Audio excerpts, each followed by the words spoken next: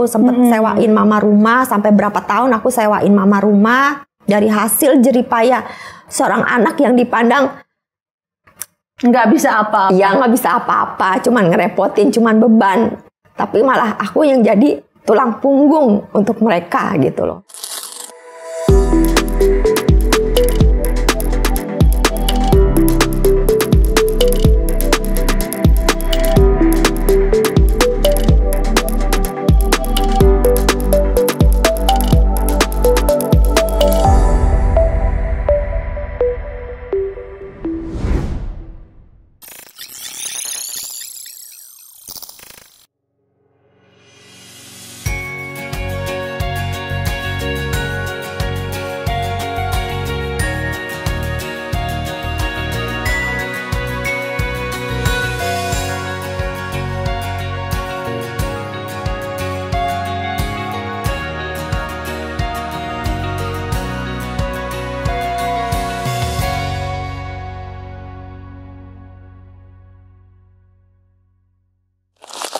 Ceritanya Ellen berlanjut dong. Iya. Apa tetap nggak disekolahin setelah bisa berdiri pun nggak disekolahin? Tidak disekolahin. Jadi aku sekolah-sekolah pun pas waktu itu jadi kan adik papa sering ke rumah tuh karena kan keluarga papa ya mereka akur gitu kan. Akur. Jadi mama single parent kan, anak 2 gitu kan, anak 3 gitu kan, ya udah akhirnya dia yang tengokin gitu kan. Terus si Ellen kenapa nggak disekolahin katanya? Iya nggak sekolah dia mah kok nebut namanya lah gitu. Tidak disekolahin katanya.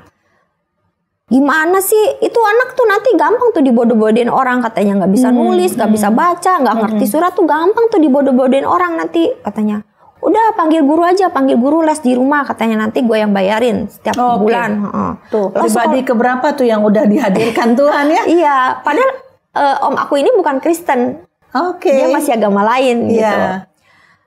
Panggil guru nanti gue yang bayarin katanya. Jadi cari itu pun dia bilang cari guru yang baik katanya, yang benar, yang sekolah dari sekolah yang swasta gitu. Pokoknya yang bagus gitu. Ya udah. Private jadi. Ya private. Jadi ya udah mulai itu mama cariin tuh sekolahan dari sekolahan adik aku sekolahan dulu. Sekolahan adik aku gitu kan. Ya udah hanya panggilin guru seminggu 2 kali. Setiap minggu dikirimin buku-buku sama adik sepupu-pupu aku gitu kan, anak om aku gitu kan, anak tante aku dikirimin buku. Tadinya aku nggak bisa baca ya, nggak kenal huruf sama sekali. Jadi tapi aku dari dulu suka lihat buku walaupun nggak bisa baca. Aku jadi suka mbak nih bacanya apa sih gitu, bacain dong gitu. Jadi mbak aku yang bacain gitu. Jadi kalau mbak aku bacanya pelan, aku nggak kedengeran mbak, ngomongnya kenceng gitu, bacanya kenceng gitu. Nah sampai akhirnya aku bisa baca gitu, dari les, dari belajar nulis A sampai selembar, B sampai selembar kayak. Jadi private itu diajarinnya nulis, baca sama ngitung. 3 hal inilah. Iya 3 hal Jadi ini. modalnya Ellen ini. Iya itu. Tetap nggak bisa sekolah kan karena nggak lulusan SD, nggak lulusan cuma lulusan privat gitu kan. Privat. Jadi berdasarkan 3 hal ini yang Ellen pelajari, hidup Ellen berlanjut begitu Berlanjut. Oke. Ya berlanjut. Terus singkat cerita aku les itu nggak lama, cuma 10 bulan. 10 bulan ya? 10 bulan aja cuman les. Tapi udah sampai bisa ngitung lah. Udah bisa sampai ngitung semua lah. 3 hal itu udah lancar. Udah lancar lah. Karena kan aku rajin baca. Jadi segala jenis bacaan aku baca gitu. Hobi baca sampai malam, sampai tengah malam baca buku gitu. Jadi ya udah akhirnya aku bisa baca. Kalau nggak salah Ellen punya adik lagi 1 ya? Iya, adik lah, cewek. Cewek ya? Jadi waktu adik laki meninggal ceweknya udah lahir? Udah lahir. Oke, jadi sekarang ada 2 cewek ya. Dan karena papa nggak ada, Ellen lebih dan udah belajar gini lebih bisa mandiri nih ya? Bisa mandiri, ya bisa mandiri. Jadi pekerjaan rumah itu kan pas papa nggak ada kan, sebenarnya sih kalau nggak ada gimana dari keluarga ya kami sebenarnya nggak harus ngerasain hidup susah. Jadi kan papa ada toko, ada apa ya kan, rumah juga besar gitu kan. Ya biasalah kalau kayak gitu mah. Singkat katanya Ellen jadi harus keluar dari rumah itu. Ya, jadi punya rumah lebih kecil kayak gitu atau gimana? Sebelumnya sih karena waktu itu kan aku udah waktu itu sih rumah masih pas papa meninggal sempat beberapa tahun kami masih biasa-biasa aja gitu kan. Cuman waktu itu udah mulai cuman rumah itu aja, yang lain udah diambil gitu. Akhirnya aku harus kerja dong. Aku ditawarin kerja tuh, aku punya temen kan kerja di warnet gitu kan. Aku kerja di warnet. Terus, tapi aku bilang, aku nggak ngerti komputer gitu, nggak ngerti apa-apa, nggak ngerti lah, pokoknya nggak ngerti sama sekali gitu. Cuman ya nanti diajarin, nanti di training gini, pokoknya diajarin lah gitu. Ya udah akhirnya aku sama mama sih izinin gitu kan, aku keluar rumah gitu kan. Itu usia remaja atau udah pemuda? 19 ya kalau nggak salah tuh, 19 tahun. Aku dari rumah cuman bawa uang 150.000. Sama bawa baju seadanya lah gitu, tinggal bawa lah. Pertama keluar dari rumah itu aku tinggal di daerah Greenfield. Aku kerja di warnet di situ. Awalnya megang nguasain komputer tuh nggak bisa, megang mouse kalau kita belum bisa kan itu jarumnya kemana-mana kan. Mentalnya kemana-mana gitu kan. Jadi aku ditebakin ini apa nggak ada yang aku tahu gitu. Karena emang nggak ngerti gitu kan, nggak ngerti. Nekat gitu. juga sih. Nekat. Dan baca-bacaan dulu tuh aku baca buku tuh bukannya soal-soal pengetahuan tapi soal cerita. Bukannya soal pengetahuan gitu. Jadi apalagi IT urusannya ya. IT aku nggak sama sekali. Teknologi. Gitu. Teknologi nggak ngerti gitu kan. Kok berani ngelamar ke warnet? Karena ditawarin.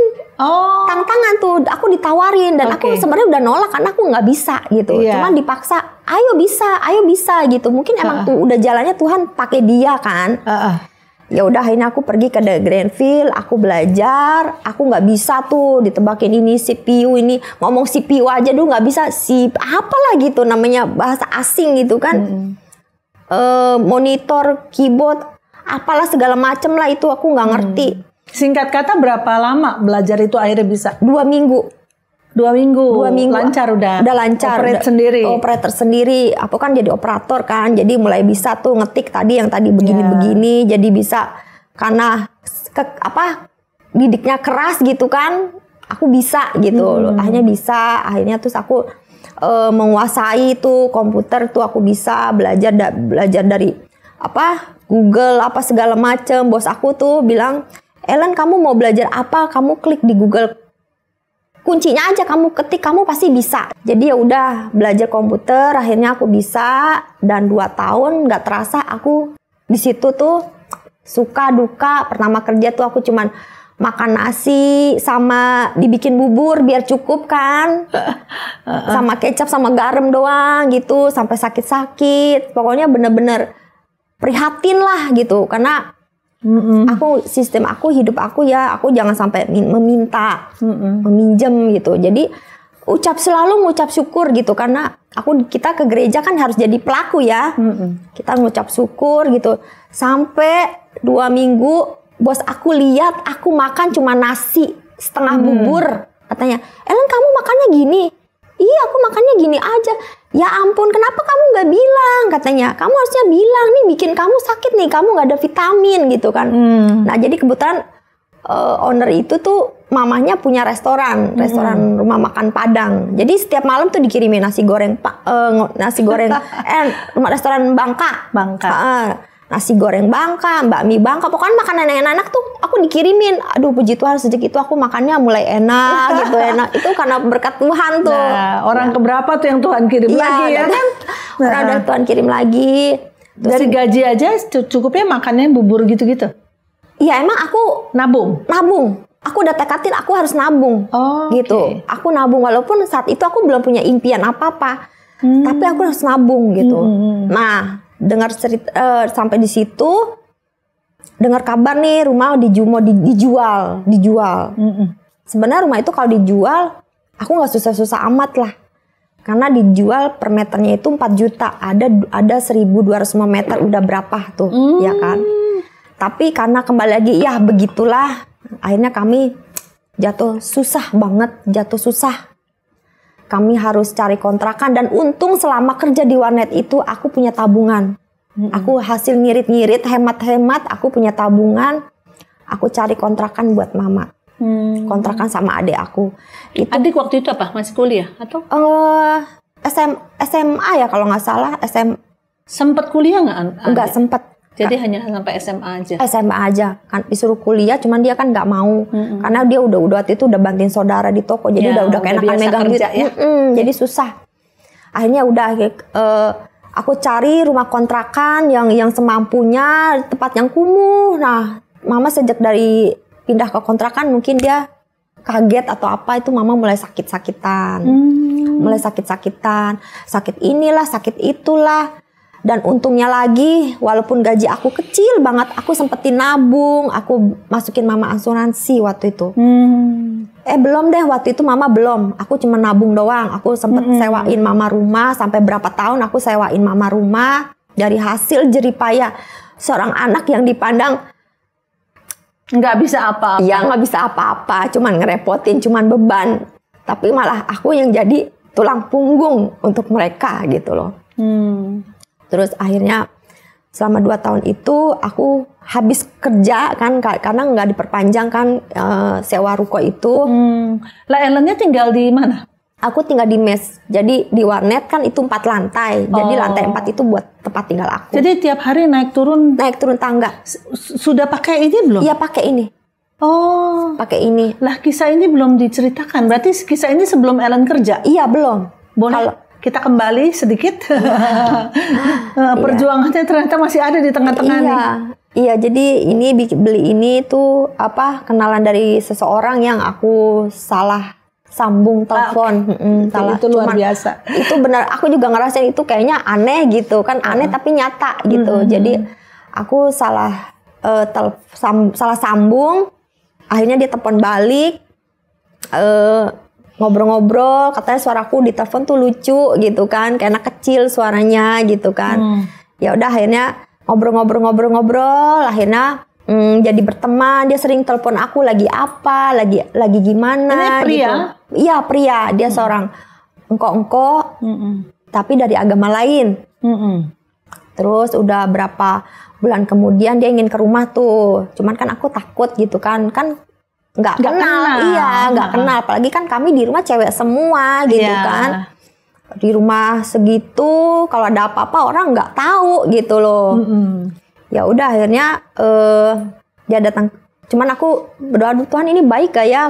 Orang ini datang ke rumah gitu. Cuman hatiku kayaknya damai aja gitu. Ya udah aku bilang ya udah datang gitu kan. Pas datang dia ngeliat kaki aku, kamu kakinya kenapa? Iya kok kaki aku bekas jatuh dulu gini. Kamu mau nggak bisa jalan? Oh, mau banget, tapi kayaknya gimana ya katanya. Coba kamu cari tahu. Terus aku ingat tuh pernah nonton tuh di TV soal Kafo ini di rumah sakit gitu kan. Aku cari tahu. Akhirnya di rumah sakit ada, rumah sakit Fatmawati Jakarta Selatan. Aku pergi ke sana. Aku cerita. Terus Kongkoh itu. Iya, Kongkoh itu. Dia bilang, ya udah kamu bikin aja, nanti biayanya saya yang tanggung katanya. Habis itu dia kasih ATM-nya ke aku. Kalau ada apa-apa di rumah sakit kamu perlu duit kamu pakai ini aja katanya. Padahal nggak kenal. Dia nggak kenal. Sering main ke rumah, jadi mama pernah ketemu dan sebagainya. Sering. Kalau ke rumah kan pasti ketemu mama. Iya. Kalau ke rumah pun nggak pernah tangan kosong. Kadang nggak pernah potretin. Nah, gitu. Dia nggak pernah mau difoto. Masalahnya dia nggak pernah mau difoto.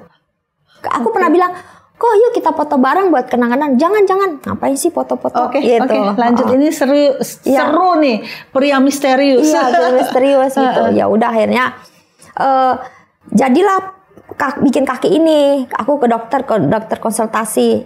Sampai di dokter, tapi pas konsultasi dokter itu tolak aku untuk bikin Kafo. Karena dia bilang, Yu nggak bisa bikin itu katanya, karena kaki Yu tuh terlalu lemes yang kanan tuh cuma 8%. Kayu angkat kaki aja nggak bisa katanya. Yang kiri tuh cuma 12%, gimana mau pakai Kafo katanya. Yu nggak bisa katanya. Terus aku bilang kan, dok ini bisa apa tidaknya itu urusan nanti gitu. Yang penting saya bisa pakai dulu. Nggak bisa tuh nggak bisa apanya? Karena kan kaki aku lemes. Oh, karena berat ini. Ini berat gitu, lemes. Jadi nggak bisa katanya. Nggak mungkin bisa ngangkat dia gitu. Iya, nggak mungkin bisa gitu kan. Terus aku maksa, aku bilang Dok, kalau umpamanya tidak dipakai pun dokter tidak rugi, yang rugi saya gitu kan. Ya makanya itu sayang duit you, katanya you buat beli yang lain katanya gitu. Aku bilang tidaklah dok, pokoknya dokter bikinin aja, bisa dipakainya itu urusan nanti deh. Ya udahnya bikin surat pengantar untuk bikin ini kan harus diukur dulu, harus diukur segala macam. Pas bagian bikin ke bengkel ininya pun aku ditolak, katanya kamu nggak bisa, mendingan kamu pakai kursi roda aja deh. Kayaknya aku dibikin down gitu loh, dibikin down banget gitu kan. Tapi aku tetap yakin aku bisa gitu, aku bisa. Ya udah hanya bikin, diukur segala macam. 2 bulan kemudian jadilah ini. Terus aku coba jalan, ya memang nggak bisa dok, bu nggak bisa, berat, kaki aku lemes banget. Aku ingat banget itu jatuh sampai berkali-kali, sampai namanya nggak biasa kan kena besi, gesekan besi nih, sampai berdarah nih bagian engsel tapakan kaki sama lutut itu berdarah, lecet. Aku sampai, kalau ingat itu bener-bener perjuangannya itu ya, pengen berjalan aja tuh susah banget gitu kan. Padahal aku nggak minta sama Tuhan jalan yang sempurna, pakai alat ini aja kalau bisa jalan aku udah bersyukur gitu kan. Aku bilang sama Tuhan, Tuhan kasih kemudahan gitu kan, kasih kemampuan untuk saya bisa jalan gitu kan. Saya nggak minta yang sempurna deh. Kalau Tuhan nggak kasih, yaudah aku sampai yang megangin itu tuh, aku tuh benar-benar duduk di lantai kan, aku sambil nangis gitu kan, sambil doa. Terus aku untuk yang kesekian kali dan terakhir kalinya aku berdiri, ya udah aku mau coba sekali lagi, kalau emang nggak bisa ya udah aku nyerah gitu. Tapi aku yakin Tuhan bisa pakai aku. Ya udah aku bisa tuh, aku jalan. Awalnya berat, aku pegangan sampai setindak 2 tindak, lama-lama bisa. Aku seneng banget itu, seneng beratnya banget. Seberapa Helen itu? Ini 7 kilo. 7 kilo karena dua kiri kanan jadi 14 kilo ya? Iya, karena ini besi baja kan, besinya yang baja, terus alat sepatunya juga yang kulit. Jadi kan berat kan. Nah itulah aku mulai bisa pakai ini ya dari orang itu, dari si Koko ini yang tidak dikenal. Yang tidak dikenal. Pas aku udah bisa, dia datang lihat aku jalan, ya udah kamu ini ya belajar jalan biar tambah lancar jalannya. Udah gitu aja. Terus hilang deh. Abis itu sempet datang lagi, dia bilang ini saya bikinin kamu rekening. Dia bilang nanti kamu kalau kamu ada uang lebih, ada apa, kamu harus punya tabungan katanya. Ya udah dia isiin tuh, bikinin tabungan, dia isiin juga. Abis itu ya udah nggak ketemu lagi. Bisa gitu ya? Iya, tidak ketemu lagi. Entah kenapa, aku cari-cari kan. Di telepon nggak bisa? Di telepon nomor yang ada 7, waktu itu kan pakai XL sama Asia, zaman itu masih Asia kan. Dia bilang nomor yang ada 7 tidak terdaftar, nomor yang ada 7 tidak terdaftar. Jadi ya udah hilang kontak itu aja. Nggak pernah kontak sampai sekarang. Berarti bagian dia menolong Helen itu sudah selesai. Iya, udah seolah-olah selesai. Begitu ya. Iya. Maksudnya kan aku mau tetap jaga hubungan baik gitu kan. Ternyata nggak punya niat yang aneh-aneh ya. Iya, kirain niat ke rumah mama mau ngelamar Ellen gitu. Iya, mungkin dia mau mengecek bagaimana benernya Ellen susah hidupnya dan sebagainya. Iya, karena kan selama ini aku cerita emang apa adanya kan. Aku cuma anak rumahan yang nggak kerja, yang begini-begini. Dia suka kasih pulsa, beliin aku handphone baru, beli baju, beli apa, jam tangan yang bagus gitu kan. Pokoknya wow, tanpa ada yang tidak apapun. Gitu. Dia datang juga jamnya ada mama di rumah gitu, jamnya ada ade di rumah gitu. Iya. Jadi itu jadi orang keberapa Ellen ya? Tadi kita stop sih ngitungnya, nanti kita hitung deh.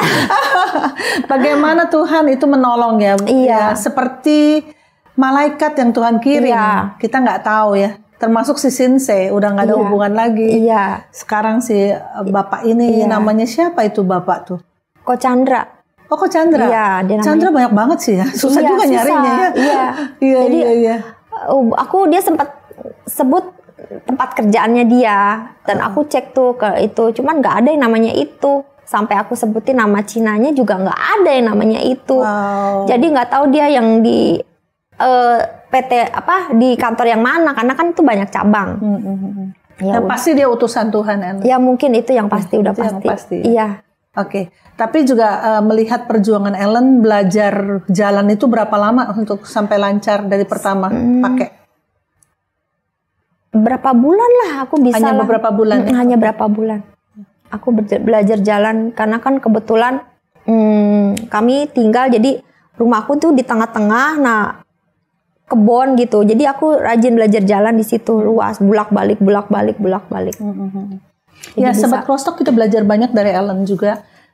Sebenarnya kondisinya sangat tidak mudah ya bagi dia ya. Dalam perjuangan ini menurut saya sungguh-sungguh luar biasa sulitnya, karena dia tumbuh menjadi seorang anak yang boleh dikatakan secara emosi atau secara kejiwaan itu boleh dikata dipres abis-abisan, dianggap tidak mampu, dianggap tidak punya masa depan, tidak diingini.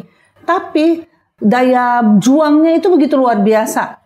Kita coba suruh ngangkat beras 10 kilo aja gitu tiap hari ya, mau kemana-mana, apa kita kuat? Ya, mungkin kita udah mengeluh panjang lebar.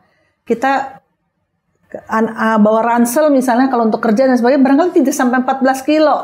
Tapi seorang Ellen yang kecil, yang kakinya lemah, sampai bisa bertahan berbulan-bulan latihan, coba lagi, sampai dia bisa naik 4 lantai. Studio ini 4 lantai. Ternyata tempat kerjanya pun 4 lantai. Dan tinggalnya mesnya di lantai 4 gitu ya. Jadi terbiasa ngangkut 14 kilo.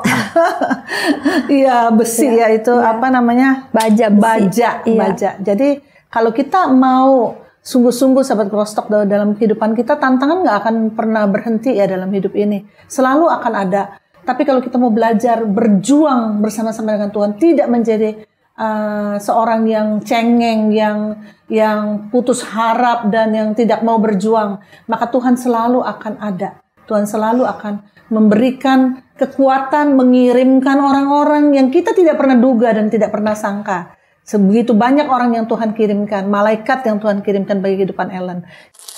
Dari sebelum aku kerjakan, aku sering dihina orang. Ya, lu gak bakalan bisa, lu bakalan jadi hidupnya jadi susah, nyusahin orang, jadi beban orang. Setiap hinaan orang itu aku jadiin motivasi untuk lebih baik dari orang yang menghina aku. Ngerasain tuh duduk di kantor ceritanya seperti mimpi, Bu. Itu pun karena anugerah Tuhan yang luar biasa. Tuhan tuh baik banget sama aku. Aku bisa ngerasain semua tuh ya karena Tuhan gitu kan. Tuhan itu benar-benar baik banget gitu kan. Amin. Sahabat Crosstalk, agar kesaksian ini dapat menjadi berkat kepada lebih banyak orang, yuk like and share kesaksian ini kepada keluarga dan teman-teman lainnya. Bagi sahabat Crosstalk yang diberkati melalui kesaksian ini, mari berbagi di kolom komentar. Dan subscribe agar tidak ketinggalan kesaksian-kesaksian lainnya.